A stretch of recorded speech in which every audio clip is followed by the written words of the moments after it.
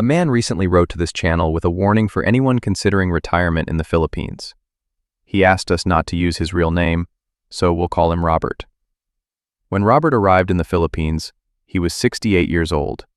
He received approximately $1,400 per month from Social Security and had $41,684 in savings. His plan appeared carefully prepared. During his third month, Robert spent less than $1,000. For the first time since retiring, he believed his income could cover his life without draining his savings. 24 months later, Robert opened his banking application and stared at a balance of $3,842. There had been no luxury condominium, gambling, or expensive vacations. The money disappeared through a series of decisions that seemed reasonable when he made them. A household expense, a medical emergency, a little help for someone he cared about. Then a home, a business, and responsibilities his original budget never included. Robert could still afford another month in the Philippines. He could even purchase a flight to America.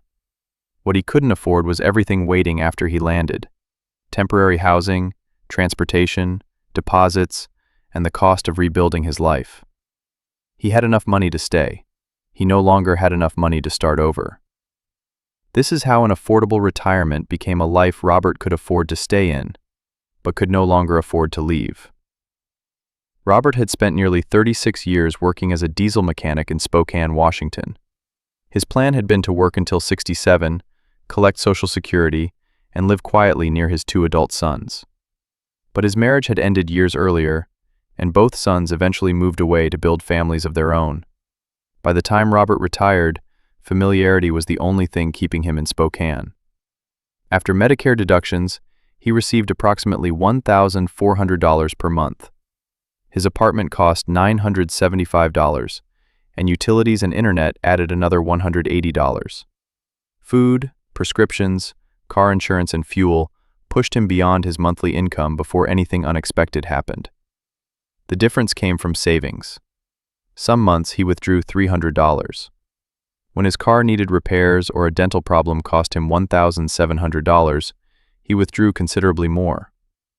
Robert calculated that an average monthly withdrawal of $500 could erase his savings in less than 7 years. After that, he would be trying to survive in America on $1,400 per month with no emergency fund. He wasn't leaving a life he loved. He was watching his savings disappear to maintain one he barely enjoyed. Around the same time, YouTube began recommending videos about retiring in the Philippines. At first, Robert watched out of curiosity. Then he started taking notes. He saw retirees renting apartments for $250 or $300. They bought complete meals for only a few dollars. Some claimed they were living comfortably on $1,000 a month. Others said $1,500 was more than enough if a person avoided tourist areas and lived like a local. Robert understood that YouTube could exaggerate. He didn't believe every thumbnail or every promise. But even when he increased the numbers to account for unexpected expenses, his plan still appeared to work. He estimated. Rent would cost approximately $300. Food would be $300. Utilities and internet, $150. Visa extensions, transportation, and other expenses would require another $250. That brought his expected monthly budget to $1,000. With $1,400 coming in, Robert believed he would have a $400 cushion every month.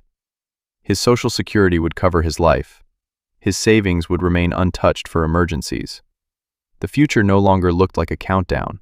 It looked sustainable. What Robert couldn't see was that his spreadsheet only calculated the cost of rent, food, and transportation. It didn't include the cost of loneliness. It didn't include the pressure of being the person with the most money in the room. And it didn't account for what Robert would eventually be willing to spend simply to feel needed again. Robert spent nearly 4 months checking whether those promises held up. He joined retirement groups and read discussions about healthcare, visa extensions, exchange rates, and the difference between tourist areas and local neighborhoods. After comparing several cities, he chose Dumaguete. It appeared large enough to offer hospitals, shopping, and an established expat community while remaining affordable.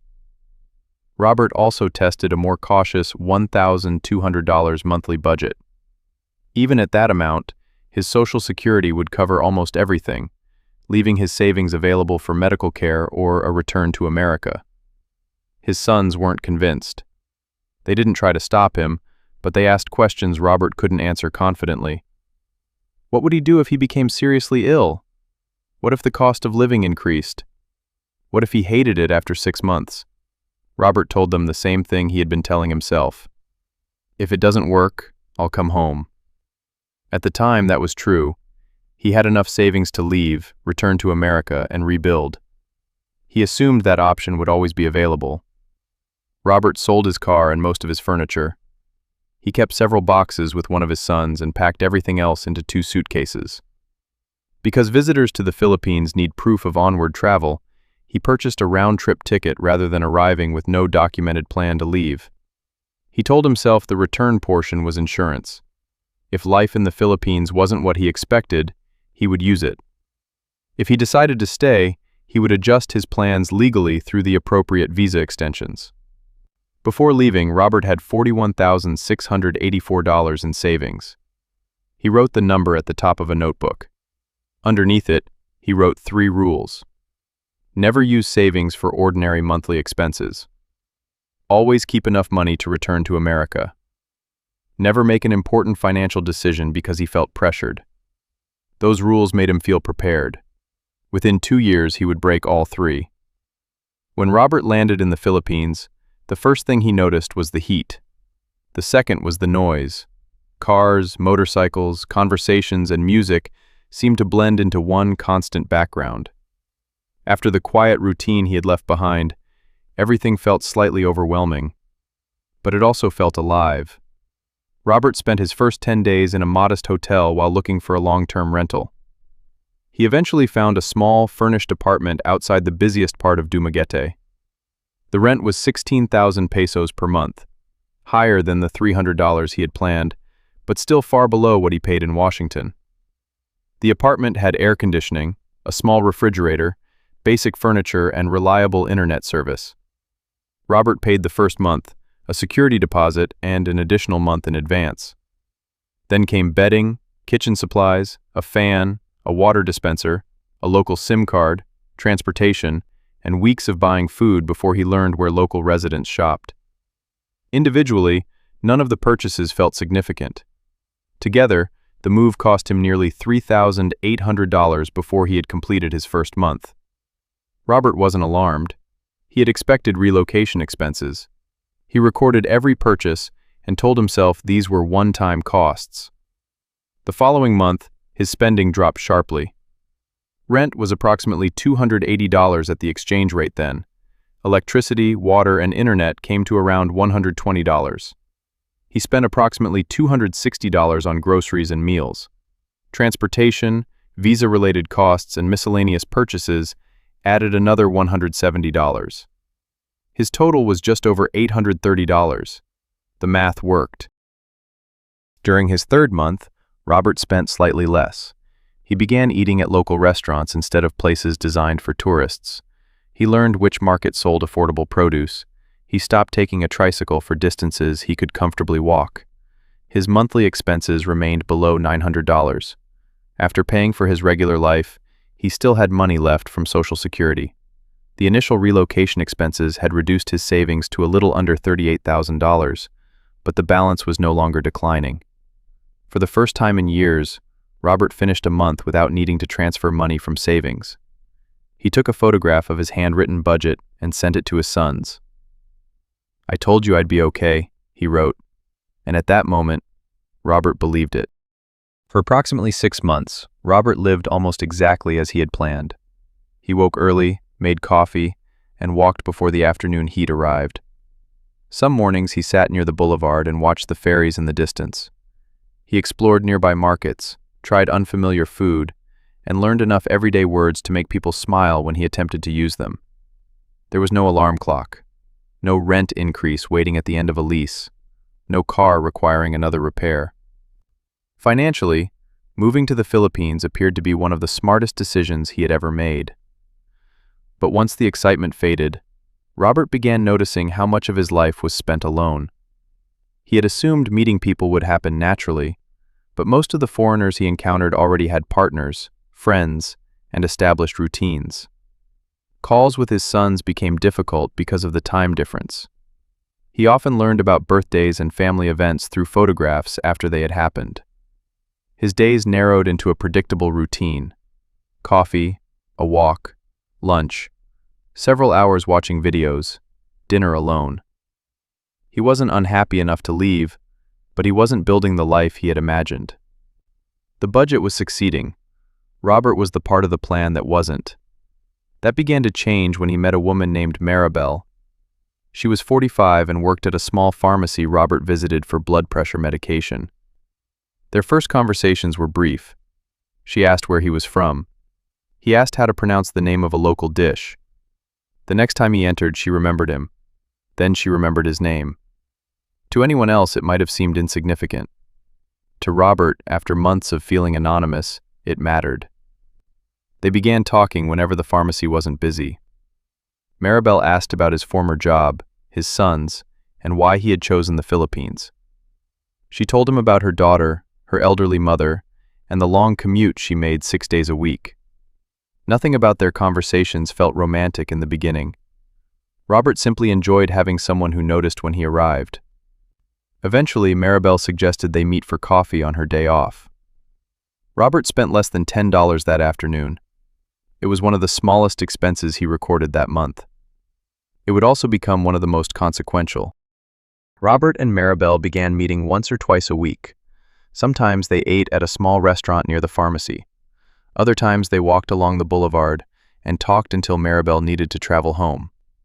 Robert liked that their time together didn't feel expensive. A complete meal for both of them might cost less than he once spent eating alone in Washington. Maribel never asked to visit resorts or expensive restaurants. She seemed uncomfortable whenever Robert paid for something beyond a simple meal. That made him trust her. After several weeks, Robert learned more about her family. Maribel lived with her mother and her 17-year-old daughter in a house outside the city. Her mother had diabetes and had recently begun experiencing problems with her vision. Maribel's income covered food and most household expenses, but there was rarely anything left after that. One afternoon, she received a message while sitting with Robert. Her expression changed immediately. Her mother needed laboratory tests and additional medication. The total would be approximately 12,000 pesos. Maribel didn't ask Robert for the money. She told him she would speak with her supervisor about receiving part of her salary early. Robert offered to help before she finished explaining. The total was $218. Small compared with the medical bills Robert had paid in America. He transferred the money that afternoon. Maribel sent him photographs of the receipts, and there was no question that her mother genuinely needed the care. That made Robert's decision feel safe. Someone's life had become easier because of him, and he felt useful again. In his notebook, he recorded the payment on a separate line. Help for Maribel's mother, $218. He didn't consider it part of his regular spending. It was an isolated emergency, or so he believed. Robert and Maribel's relationship developed slowly. After several months, she introduced him to her family. Her mother prepared food. Her daughter asked him questions about America. Several relatives stopped by after hearing that Maribel had brought someone home. Robert was nervous at first, but the afternoon felt warmer and more welcoming than anything he had experienced since arriving in the Philippines. People noticed when his plate was empty. They included him in photographs. Even when he couldn't follow every conversation, someone tried to explain what was happening. That afternoon, Robert felt like he belonged somewhere. He began visiting more frequently. Because Maribel worked long hours, Robert sometimes brought groceries to the house before arriving. He replaced a broken electric fan. When the family's refrigerator stopped cooling properly, he paid for the repair. None of the early expenses was particularly large, which made them easy to justify. $40 for groceries, $30 for a fan, $75 to repair the refrigerator. Robert compared each price with what it might have cost in America, rather than with his $1,400 monthly income. Then larger needs began arriving: school supplies, Another medical appointment and repairs after heavy rain damaged part of the roof. Robert sometimes waited for Maribel to ask, but more often he offered first. Solving problems made him feel useful. He had spent decades doing exactly that at work. The problems were different now, but the feeling was familiar. By his 9th month, his regular expenses had risen from approximately $850 to nearly $1,300. Separate emergencies had consumed another $2,700 from savings. Robert continued treating them as exceptions. But when exceptions happen regularly, they're part of the budget. As Robert and Maribel became closer, his small apartment became less practical. It was far from her family. Visitors were restricted. The kitchen was barely large enough for one person. Maribel never demanded that Robert move, but they frequently discussed what their future might look like. Robert began imagining a home where her daughter could visit and her mother could stay overnight if she needed care in the city.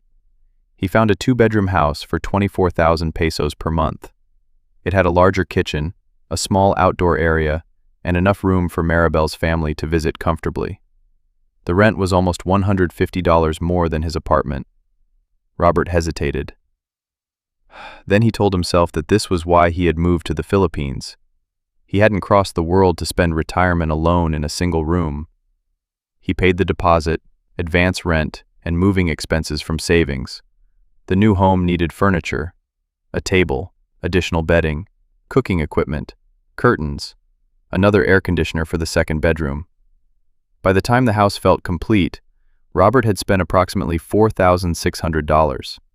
His savings fell below $31,000, a number that finally made Robert uncomfortable. He reopened the notebook and reread the 3 rules he had written before leaving America. The new house clearly violated the spirit of those rules, but he found ways to justify it. It was a one-time expense. He still had enough money to return home. Nobody had forced him to move. Maribel hadn't stolen the money or secretly accessed his account.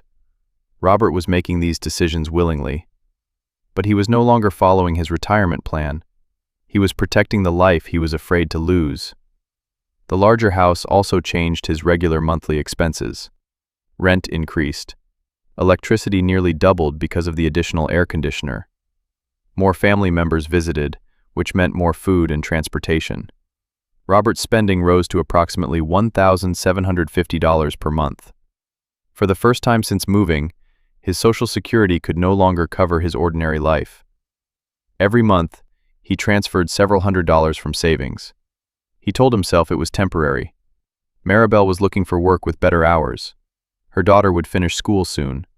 Her mother's health would stabilize. Once those things happened, expenses would return to normal.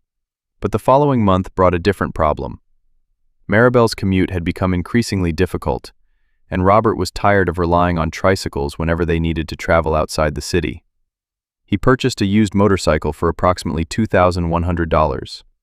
Registration, repairs, and safety equipment added several hundred more. It was convenient. It made their life easier. And once again, it seemed far cheaper than owning a vehicle in America. At the end of his first year in the Philippines, Robert checked his savings. The balance was $27,936. He had spent nearly $14,000 in 12 months. Some of that covered his original move. Some created a home. Some helped people he now considered family. Very little felt wasted. That made the disappearing money much easier to ignore. Robert didn't feel as though he were losing his retirement. He felt as though he were finally using it to build one. During Robert's 2nd year, withdrawing money from savings became routine. Social Security covered most of the month. During the final week, he usually transferred another $300 or $400. Sometimes it was considerably more. He stopped recording every purchase and watched only his checking balance. If enough remained to reach the next Social Security deposit, he assumed everything was fine. He continued believing the expenses were temporary. Then came plumbing repairs, motorcycle problems, graduation expenses, and changes to Maribel's mother's medication. To a family surviving on local wages, an American receiving $1,400 every month appeared financially secure. They couldn't see the future medical care, emergency travel, and years of retirement that money still needed to cover. Robert rarely explained that clearly. Saying no made him feel selfish. Saying yes made him feel needed. So he continued saying yes. 14 months after arriving in the Philippines, the monthly shortfall could no longer be ignored. He was regularly spending between $1,800 and $2,000. During difficult months, it was more. Robert's Social Security remained approximately $1,400. The difference continued coming from savings. One evening, Robert finally discussed the problem with Maribel. He showed her the account balance and explained that they couldn't continue spending more than his monthly income. Maribel understood. She had also become uncomfortable depending on Robert whenever her salary fell short. Together, they began discussing ways for the household to earn additional money. Maribel had years of experience working with customers and managing inventory. She believed a small convenience store near her family's home could provide steady income. The area had many houses but few nearby shops. Customers would need rice, canned food, drinks, toiletries, and mobile phone load. The plan appeared simple. Robert would provide the startup money. Maribel and her family would operate the store. The income would reduce their dependence on his Social Security. For Robert, it felt less like spending and more like an investment in their future. Their original budget was approximately $3,500. Then they discovered that part of the structure needed repair. Shelving cost more than expected. They needed a refrigerator for cold drinks. Permits, transportation, and initial inventory added additional expenses. Every time the budget increased, stopping felt more difficult because Robert had already invested so much. By the time the store opened, he had contributed nearly $7,400. His savings fell below $17,000. Robert knew the number should have frightened him. Instead, he focused on the store. If it generated even $300 or $400 per month, it could close the gap in their household budget. For the first several weeks, business appeared encouraging. People came throughout the day. Inventory moved from the shelves. Maribel sent Robert photographs of customers and daily sales. But revenue and profit weren't the same thing. Products had to be replaced. Electricity consumed part of the income. Some relatives and neighbors purchased items on credit. Small amounts disappeared from the register to pay for food, transportation, and household needs. Nobody kept complete records. The store was producing cash, but Robert couldn't determine whether it was producing profit. When inventory ran low, he added another $1,200. 2 months later, he added $900 more. Each contribution came with the same explanation. Once the store was fully stocked, it would support itself. But it never reached that point. The store didn't fail because of one dramatic event. It simply consumed more money than it returned. After approximately 7 months, the shelves were half empty, the refrigerator needed repair, and several customers still owed money that Maribel's family was unlikely to collect. Robert had invested almost $10,000. Very little remained. The business that was supposed to protect his retirement had accelerated its collapse. Robert's savings had fallen to approximately $12,000 when he began experiencing a persistent pain in his lower abdomen. At first, he ignored it. He had dealt with aches and discomfort for most of his working life. He assumed it would eventually disappear. It didn't. One evening, the pain became severe enough that Maribel took him to a private hospital. Testing revealed a problem requiring immediate treatment and several days of observation. Robert had assumed medical care in the Philippines would always be inexpensive. Routine appointments and basic medication had been affordable. Hospital care was different. He didn't have comprehensive international health insurance. His Medicare coverage did not pay for this treatment in the Philippines. Before Robert could be discharged, the hospital bill and related expenses had consumed nearly $5,000. He paid using his American debit card. The treatment was necessary. There was no cheaper alternative he felt safe accepting. But when Robert returned home and opened his banking application, the balance had dropped below $8,000. That number finally broke through the explanations he had been giving himself. $8,000 was not a retirement fund. It was a countdown. Robert began calculating what it would cost to return to America. The flight itself was possible, but after landing, where would he go? His sons cared about him, but neither had a spare room readily available. He might be able to stay with one of them temporarily, but Robert would still need transportation, insurance, deposits, furniture, and enough money to survive until he found an affordable place. Returning to work as a diesel mechanic was no longer realistic. His body couldn't handle it. Even if Robert spent every remaining dollar, he couldn't recreate the life he had sold. Going home was no longer a simple backup plan. It was another financial emergency he couldn't afford. Robert immediately cut their spending. He stopped eating at restaurants, limited the air conditioning, and delayed repairs to the motorcycle. The man who once offered help before anyone asked was now examining receipts and questioning every peso. Robert was frightened and angry with himself, but that fear emerged as arguments about money. Maribel felt accused of using him. Robert felt nobody understood what he had sacrificed. The financial pressure exposed problems they had avoided while money was still available. Robert and Maribel tried to repair the situation. They reviewed the bills, reduced household spending, and discussed closing the store permanently. Maribel accepted as many work hours as she could. Robert sold several items they no longer needed. But reducing expenses couldn't replace the savings that had already disappeared. The store closed with unpaid bills and inventory worth only a fraction of Robert's investment. Maribel's family returned to depending primarily on her salary. Robert still needed to cover the larger house, utilities, and his own living expenses. Closing the store, paying the remaining bills, and covering several more months of shortfalls consumed more than $4,000.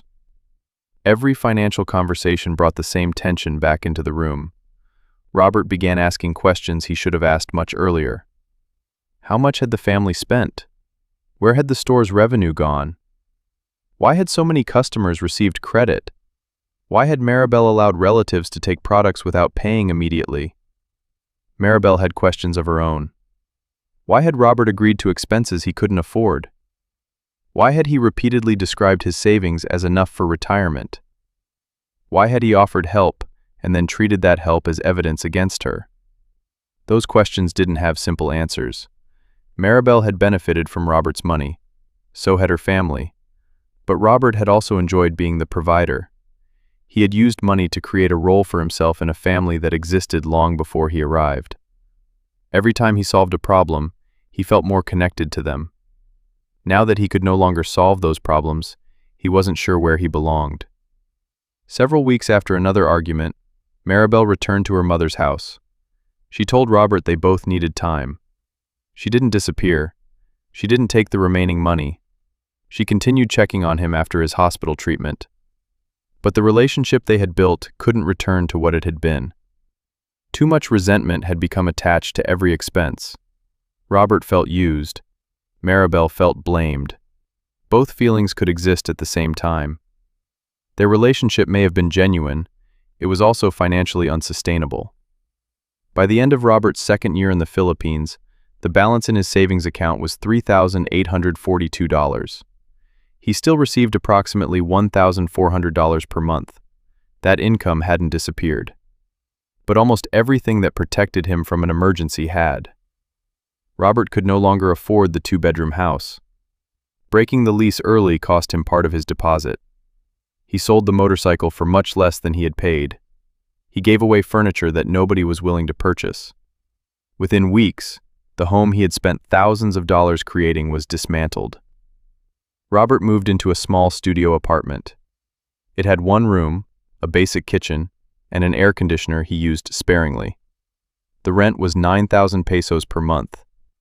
He returned to eating simple meals and recording every expense. His monthly spending fell below his Social Security income again. Technically, the original retirement plan was working, but everything around the budget had changed. Robert no longer had a meaningful emergency fund. Another hospital stay could consume everything. A family emergency in America could require a flight he couldn't comfortably purchase. Even a broken phone or damaged air conditioner now felt financially dangerous. The inexpensive life Robert had originally planned was still available. What he had lost was the margin that made it safe. Looking back, Robert no longer blames one person, one business, or one medical bill. His budget had assumed he would remain healthy, continue living alone, and never become responsible for anyone else. Every decision looked affordable by itself. The complete life was not. Robert doesn't believe moving to the Philippines was necessarily a mistake. For a period of time, he was happier than he had been in years. He experienced friendship, connection, and the feeling of belonging to a family. He also learned that a country can be affordable without making every lifestyle affordable. A person may be able to rent a room, eat local food, and live quietly on $1,400 per month. That doesn't mean the same income can support a larger home, a relationship, another household, medical emergencies, and a business. Robert's first warning is simple. If your monthly income only covers life when everything goes perfectly, you cannot afford that life. A working retirement budget needs room for mistakes, inflation, healthcare, travel, and expenses nobody can predict. His second warning is to separate savings from income. Robert repeatedly used savings to pay for obligations that returned every month. Once savings are paying for groceries, electricity, family support, or regular housing costs, they are no longer an emergency fund. They have become temporary income. Eventually, temporary income runs out. His third warning concerns helping other people. Generosity isn't the problem. Helping someone you care about can be one of the most meaningful uses of money. But assistance needs a limit decided before the emergency arrives. Robert never created that limit. Every request was evaluated emotionally and separately. He never stopped to ask what all those decisions would cost over an entire year. His fourth warning is never to invest money you cannot afford to lose. The store was supposed to solve Robert's financial problems. Instead, he invested more money every time the original plan failed. He believed the next contribution would protect everything he had already spent. That decision only increased the loss. Finally, Robert says every retiree living abroad should protect the cost of leaving. Not only the price of an airline ticket, the complete cost of returning home, finding temporary housing, paying deposits, arranging transportation, and surviving during the transition. That money should remain separate. It shouldn't finance furniture, businesses, relationships, or a more comfortable lifestyle. Robert once believed that as long as he could purchase a ticket, he could always go home. He now understands that landing in America and rebuilding a life there are not the same thing. Today, Robert remains in the Philippines. His monthly income covers his smaller apartment and basic needs. He is slowly trying to rebuild his savings, although he knows there may not be enough time to replace everything he lost. He still speaks with Maribel occasionally. He doesn't describe her as a scammer. He doesn't believe every member of her family intended to take advantage of him. His explanation is more complicated, and perhaps more important. They had needs. Robert had money. And being needed made it difficult for him to recognize when helping others was destroying his own security. Robert believed $1,400 per month could buy him a better retirement in the Philippines. For a while, it did. But don't ask only whether you can afford rent, food, and utilities in another country. Ask whether you can afford illness. Ask whether you can accept responsibility for someone else without endangering yourself. And ask whether you have protected enough money to start over if the life you build no longer works. Because a retirement budget that only succeeds when nothing goes wrong isn't a retirement plan. It's a gamble. Do you believe Robert's biggest mistake was moving on too little income, or failing to establish financial boundaries after he arrived? Share your thoughts respectfully in the comments. And if you know someone planning to retire abroad, send them this story before they make a decision they may not be able to reverse.